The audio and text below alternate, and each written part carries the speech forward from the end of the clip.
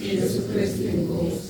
Ngibingelele ubaba uPostoli, umama uPostoli, abefundisi bonke entabeni yendlu kaJehova ngiyabonelele. Omi lapha ngowenu uZinhle wakaZondi usuka amnyelela award 6. Nami ngithi mangizombonga uNkulunkulu ekuseni engivusile umzimba usafane nomphefumulo. Ungesipho ukwazi kwami kepha kuwumusa kaNkulunkulu. Bazalwane-ke nami ngingomunye kwabathukile. Futhi ngisukelana ngagibela kahle kahle ubaba ungimemile, abangimemile abangasekhaya.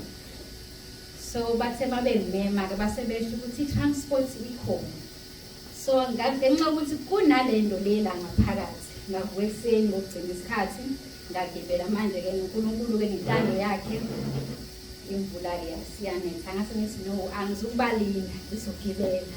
Ngase ngiyagibela ngisemangibela ngase ngehle eSigoliphola ngoba umakhelwane wayenginyalelile ukuthi kababa uSithole kuseSigoliphola.